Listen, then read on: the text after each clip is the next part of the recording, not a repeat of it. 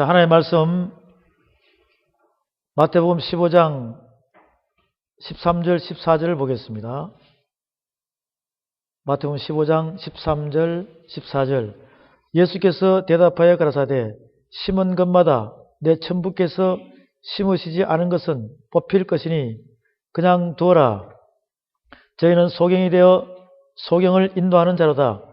만일 소경이 소경을 인도하면 둘이 다 구덩이에 빠지리라 하신대. 여기서 우리가 말씀을 보면 예수님은 이런 일들이 일어나는 것은 모두가 소경이기 때문이라고 하셨습니다.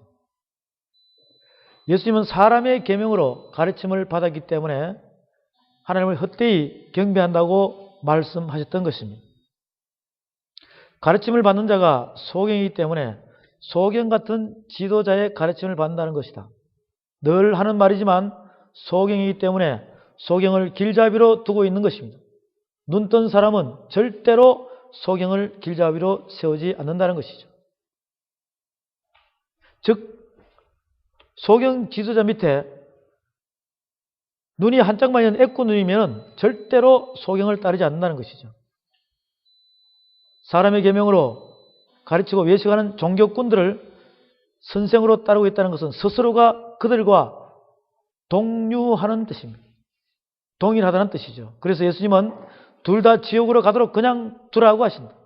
이는 천부께서 심지 않은 자들을 뽑아내려고 하시는 일이라고 하셨습니다. 그래서 우리가 15장 13절 14절 말씀을 다시 보면 예수께서 대답하여 가라사대 심은 것마다 내 천부께서 심으시지 않은 것은 뽑힐 것이니 심은 것마다 내 천부께서 심으시지 않는 것은 뽑힐 것이라. 이것은 알곡과 가라지 중에서 가라지는 뽑힌다는 것입니다. 이 가라지에 대한 비유는 말씀 어디로 가야 되죠? 아유, 너무 잘하시네요. 예, 마태복음 13장으로 갔어 봅니다. 마태복음 13장에서 가면 24절에서 예수께서 그들 앞에 또 비유를 베풀어 가라사대 천국은 좋은 씨를 제 밭에 뿌린 사람과 같으니 사람들이 잘 때 그 원수가 와서 곡식 가운데 가라지를 덧뿌리고 갔더니 싹이 나고 결실할 때 가라지도 보이거늘 집주인의 종들이 와서 말하되 주여 밭에 좋은 씨를 심지 아니하였나이까?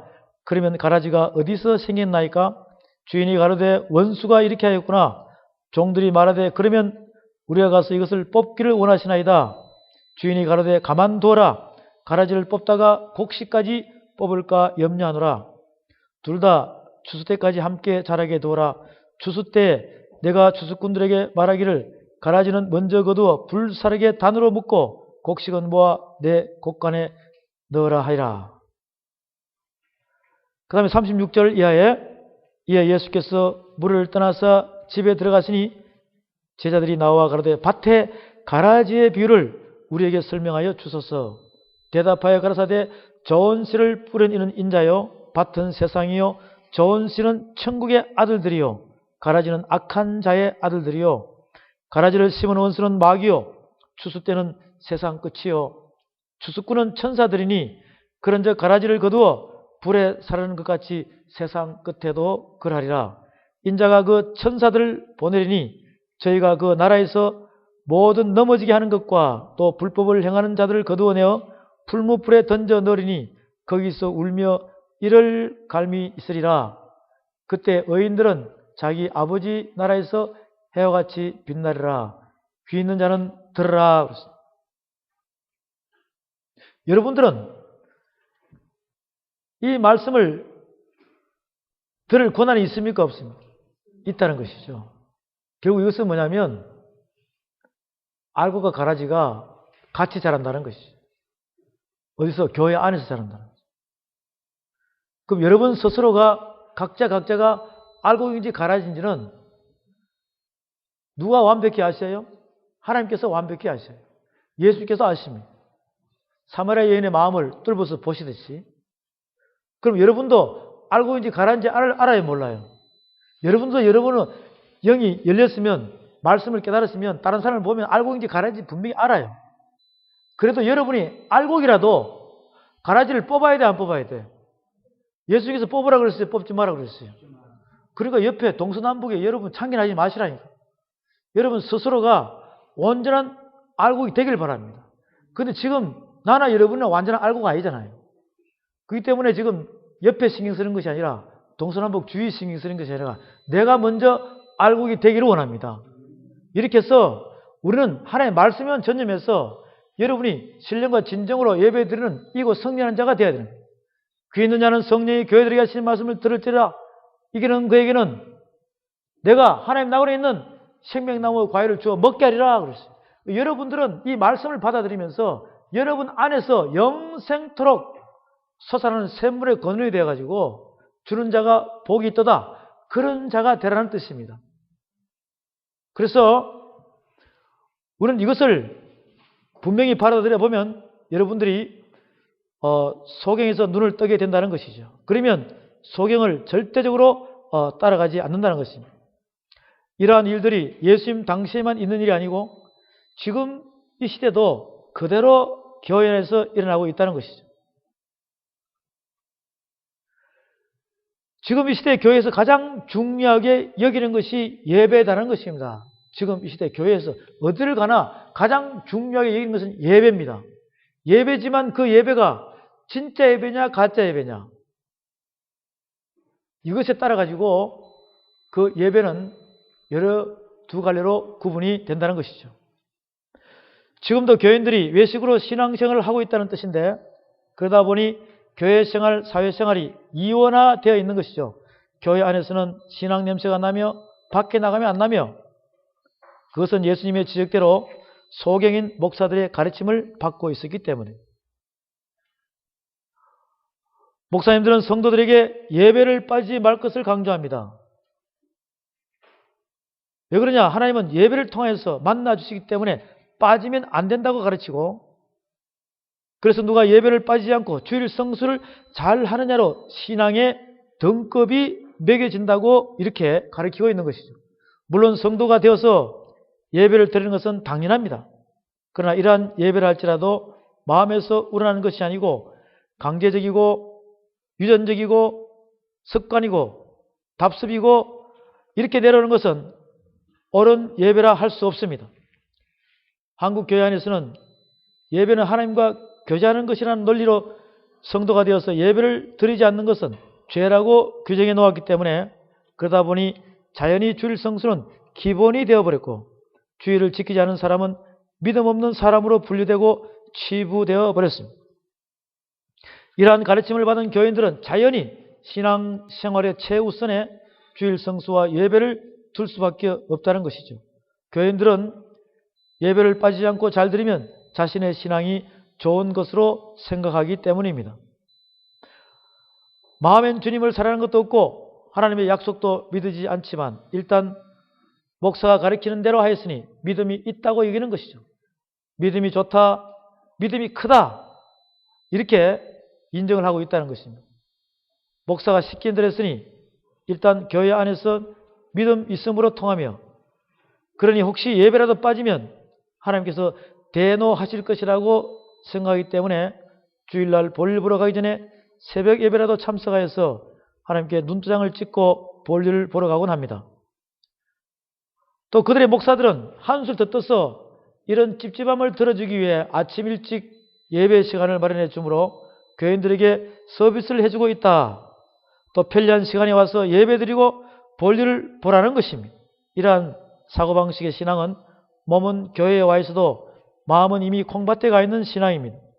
눈 가리고 아웅하는 것과 같고 목사들은 이것이 사기라는 것을 알고 거짓말하는 것을 알고 본인들도 아니라는 것을 다 안다는 것이죠. 알면서도 예배를 강요하게 할 수밖에 없는 것은 그 예배를 통하여 얻는 것이 있기 때문이다. 그 예배를 통하여 얻는 것이 있기 때문이다. 그것은 한국 교회 관리상으로 보통 주일 낮 예배 시간에 헌금을 많이 하기 때문입니다. 헌금을 수금하는 일은 주일 예배를 통하여서 하는데 교인이 예배를 빠지게 되면 헌금을 받아내지 못하기 때문이고 제때 받아내지 못하면 성도들은 이 핑계 저 핑계로 헌금을 떼어먹기 때문입니다. 교인들도 집안에 쓸 돈이 생기면 돈 쓸 일이 생기면 가장 쉽게 손을 대는 것이 헌금이며, 이런 교인들의 심사를 목사는 누구보다도 더 잘 알고 있습니다. 예배를 핑계로 삼아 제때 헌금을 하고 볼일을 보라는 것이죠. 솔직히 말해서 돈만 내고 교회에 오든지 말든지 별 신경을 안 쓴다는 것이죠. 노골적으로 헌금하라고 할 수 없으니 교묘히 예배를 핑계 삼는 것입니다. 속된 말로 연불에 관심이 없고 제밥에 관심이 있다는 말과 같습니다. 이는 절간이나 교회나 다를 바 없다는 것이죠. 지금 제가 여러분이 들은 이 말씀은 여러분이 새겨서 들으시기 바랍니다. 솔직히 말해서 헌금을 뜯어내는 인간이나 헌금을 안 하려는 인간이나 한 통속이다. 헌금을 강요한다고 해서 하고 강요하지 않는다고 하면 그를 믿는 자라고 할 수 없습니다. 헌금이란 분명히 말하자면 억지로 하는 헌금은 헌금이 아니고 강탈당하는 것입니다. 하나님께서는 그런 헌금을 받지 않으십니다. 왜? 헌금을 하는지도 모르면서 하는 것은 사기당하는 것이에요. 헌금이란 받은 은혜를 깨닫고 그 은혜에 감사해서 하는 행위인 것이죠. 감사해서 하는 행위라는 것입니다. 다시 한 번 더 말씀드리지만 헌금이란 받은 은혜를 깨닫고 그 은혜에 감사해서 하는 자기의 신앙 고백이죠. 마리아가 옥합을 깨트린 것과 과부가 두 랩돈을 낸 것은 모두가 하나님께 은혜를 받고 보니 그 은혜가 너무 감사해서 토해낸 자기 신앙 고백들이다. 예수님께서 하나님과 재물을 겸하여 섬길 수 없다고 하시면서 재물과 하나님을 두 주인이라고 하셨습니다. 그렇다면 헌금은 하나님이 내 주인입니다라는 고백적 차원에서 드려져야 하는 것이다. 하나님을 주인으로 여기지도 않으면서 헌금을 하는 것은 스스로 속고 있는 것입니다.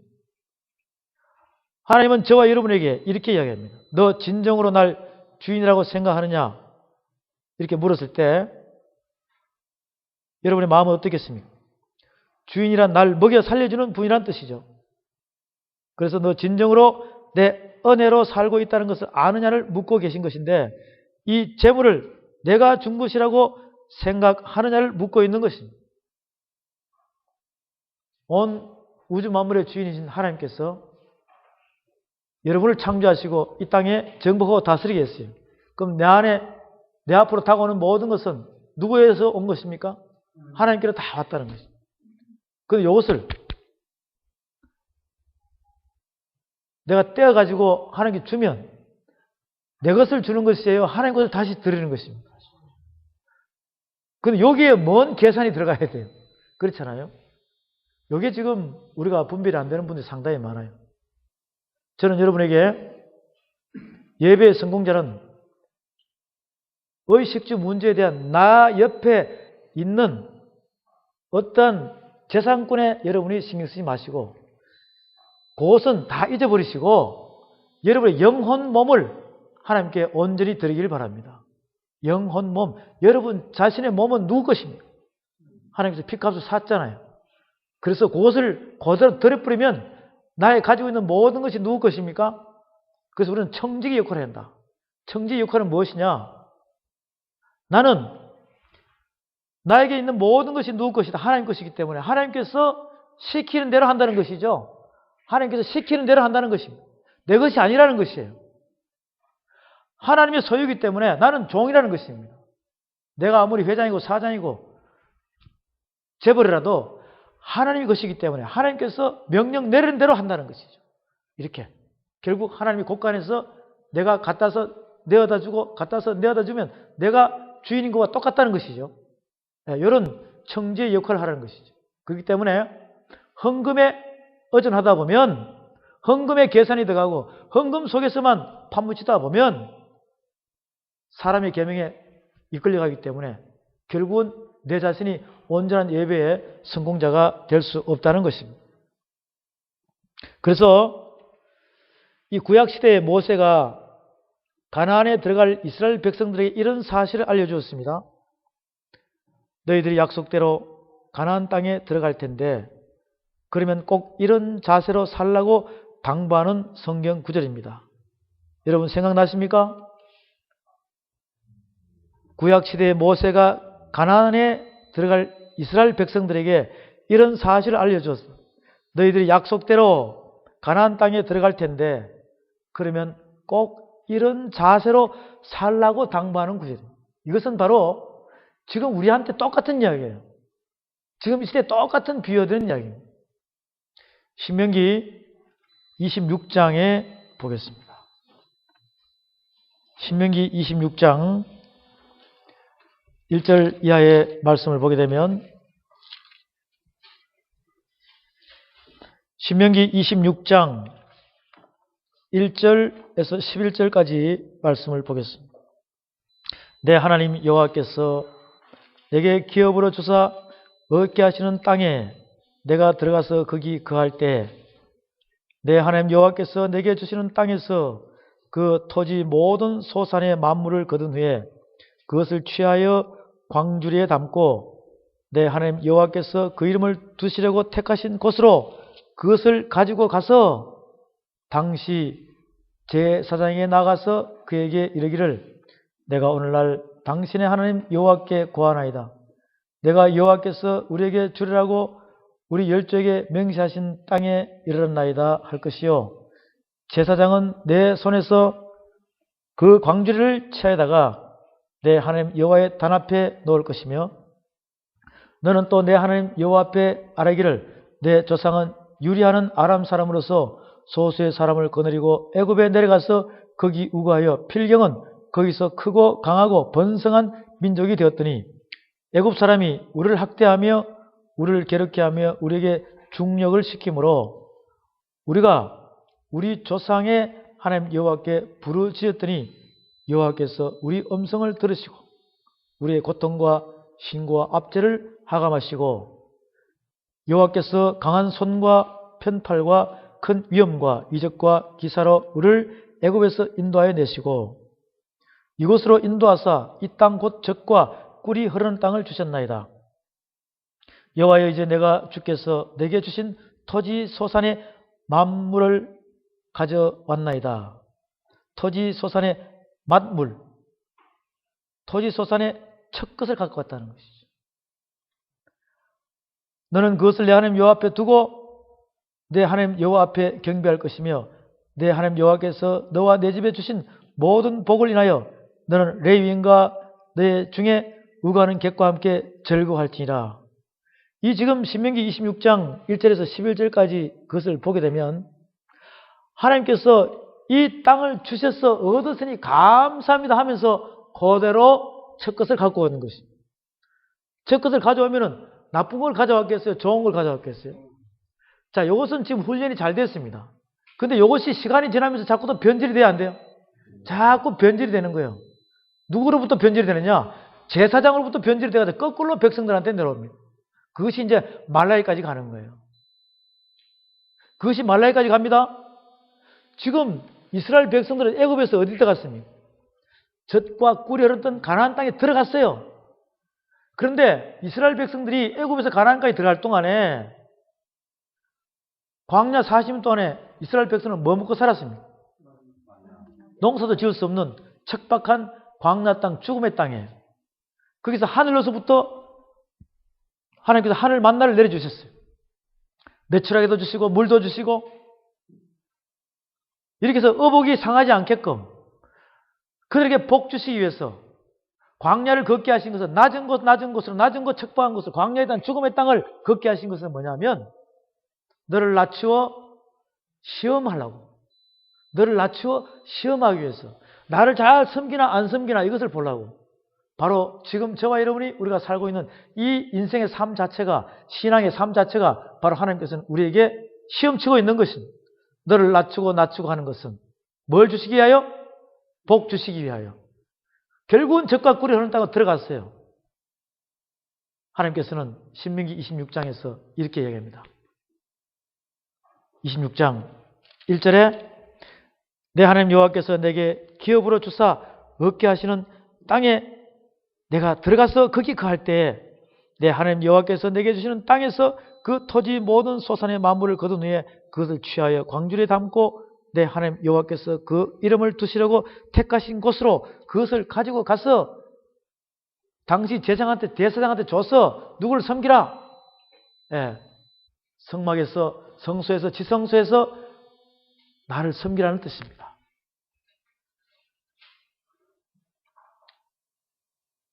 (10절 11절) 9절 10절 11절 이곳으로 인도하사 이 땅 곧 젖과 꿀이 흐르는 땅을 주셨나이다.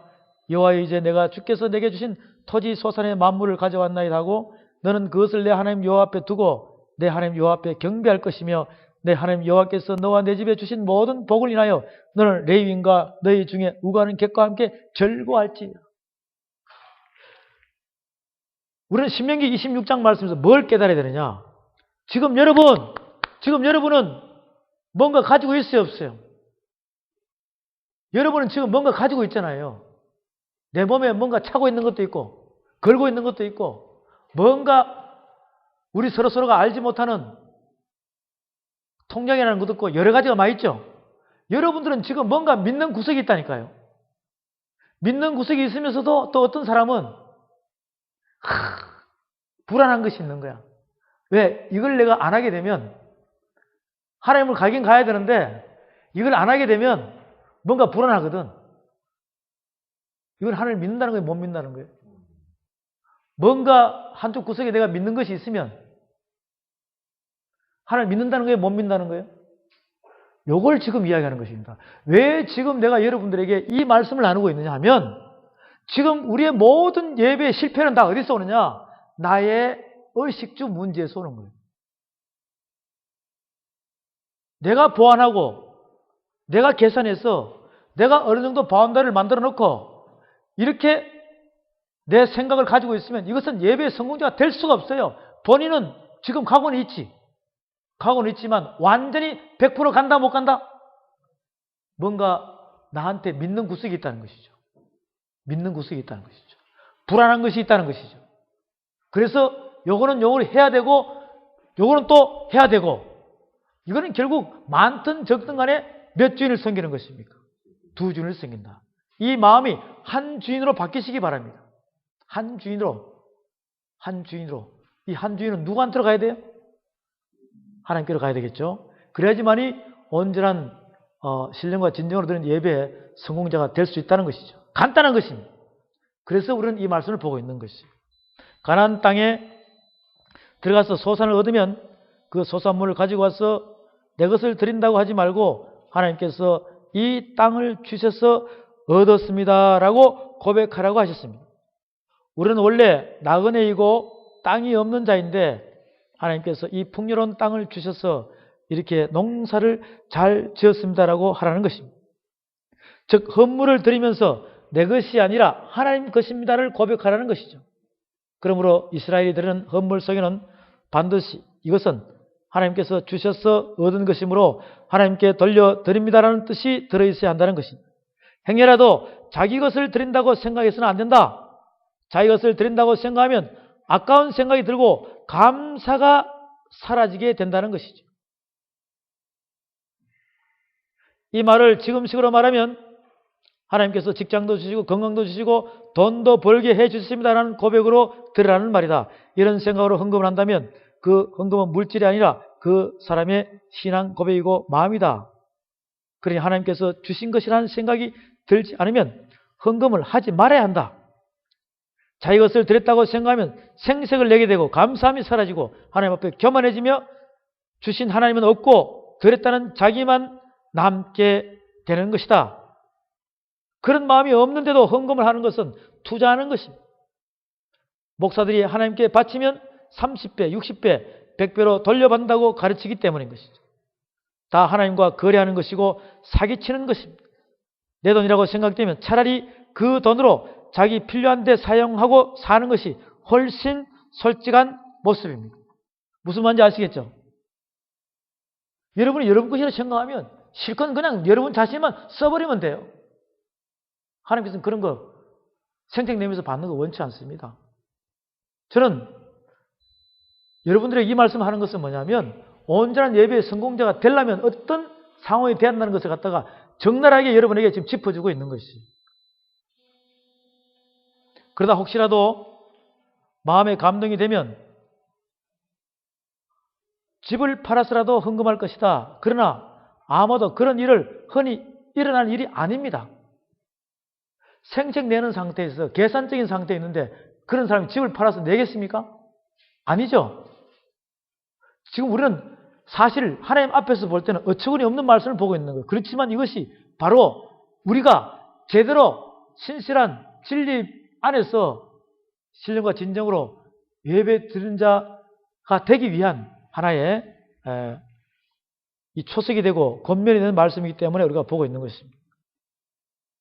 성도들을 무시해서가 아니라 죄가 우리들보다 더 세기 때문이다. 이 돈의 유혹은 죄는 육신을 볼모로 하나님의 뜻을 거역하도록 역사하십니다. 그러나 우리는 늘 이러면 안 되는데라고 하면서도 그 일을 행하고야만은 영적인 중풍병자들이다. 영적인 중풍병자들이다. 인간의 속성상 마음에도 없는 것을 하면 반드시 후회를 하게 되어 있습니다. 이는 헌금뿐만 아니라 신앙생활의 모든 면이 그러합니다. 교인들도 이런 외식적인 목사들의 감언 이설에 속는 것은 성경 말씀을 모르기 때문입니다. 성경 말씀을 모르기 때문입니다. 여러분이 성경 말씀은 단 몇 줄로 우리에게 감동을 주게끔 되어 있습니다. 먼저 베드로후서 1장에 한번 찾아보겠습니다. 베드로후서 1장 20절 21절 말씀을 봅니다.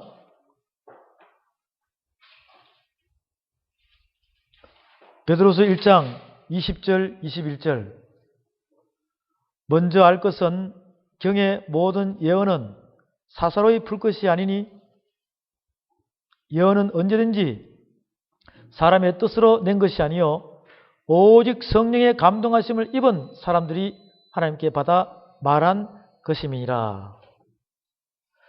그 다음 베드로서 3장에 봅니다. 3장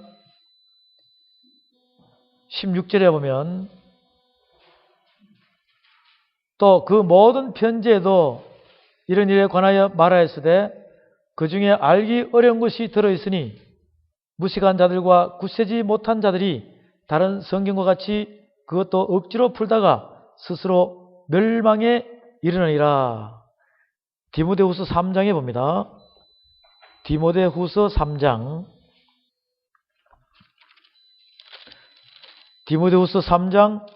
16절에 보면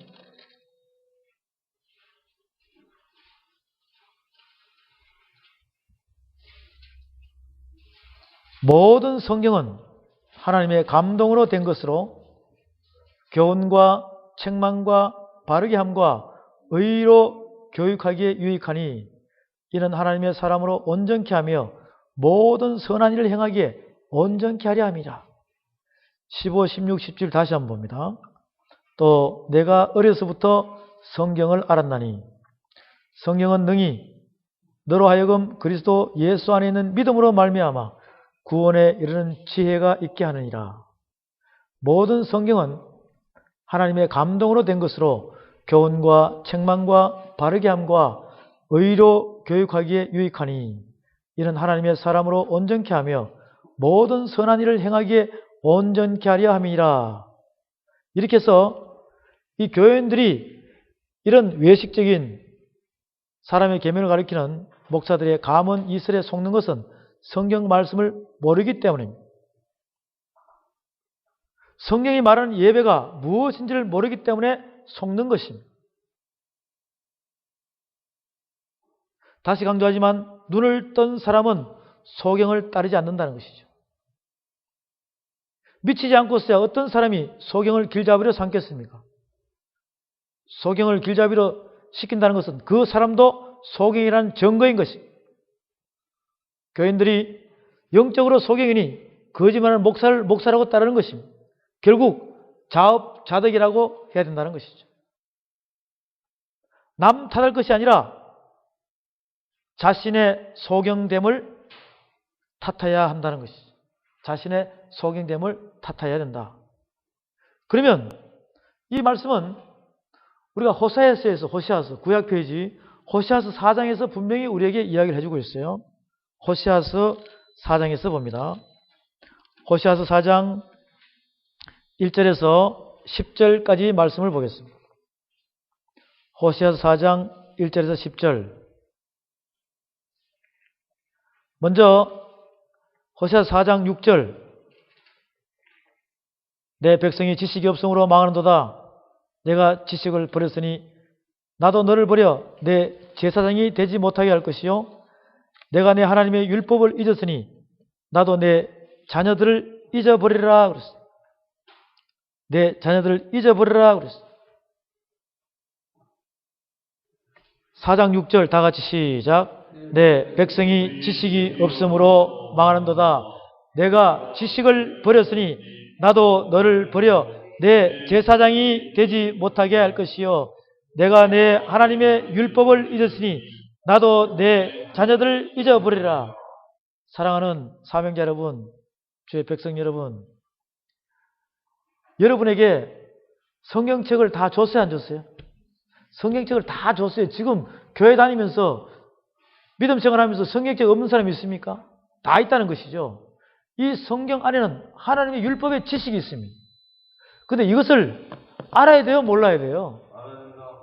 여기를 보게 되면 다 속에서 눈을 뜨게 됩니다. 이것을 보고 깨닫고 듣고 깨닫고 하면은 다 눈을 뜨게 돼 있어요. 그런데 이것을 못 보면 소경이라는 것이죠. 그래서 남 탓할 것이 아니라 자신의 소경됨을 탓해야 된다. 호세아서 4장 1절. 이스라엘 자손들아 여호와의 말씀을 들으라. 여호와께서 이 땅 거민과 쟁변하시나니 이 땅에는 진실도 없고 인애도 없고 하나님을 아는 지식도 없고 오직 저주와 사위와 살인과 투절과 가는 뿐이요 강포하여 피를 뒤댐이라.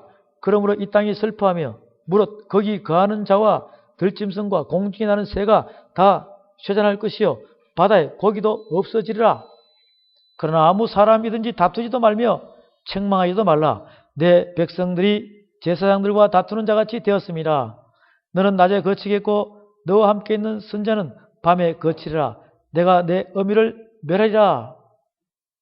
이거는 타락의 온상이라는 것이.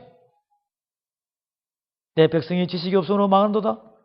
내가 지식을 버렸으니 나도 너를 버려 내 제사장이 되지 못하게 할 것이요. 내가 내 하나님의 율법을 잊었으니 나도 내 자녀들을 잊어버리라.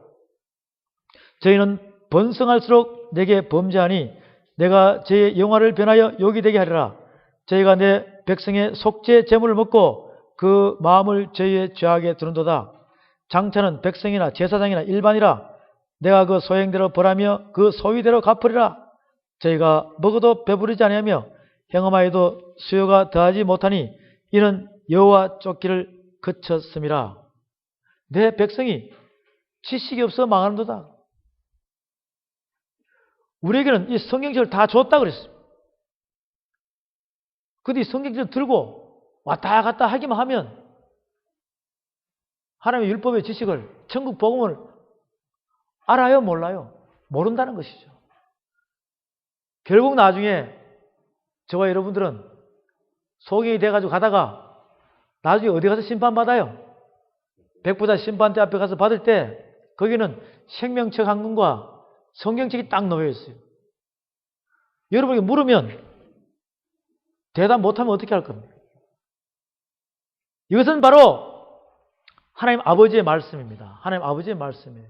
하나님 아버지의 말씀은 우리에게 사랑으로 와닿아지지 절대적으로 거짓말로 오지 않습니다. 우리가 배가 고파서 떡을 달라 하면 돌을 주겠습니까? 고기가 먹고 싶은데 독이든 뱀을 주겠습니까?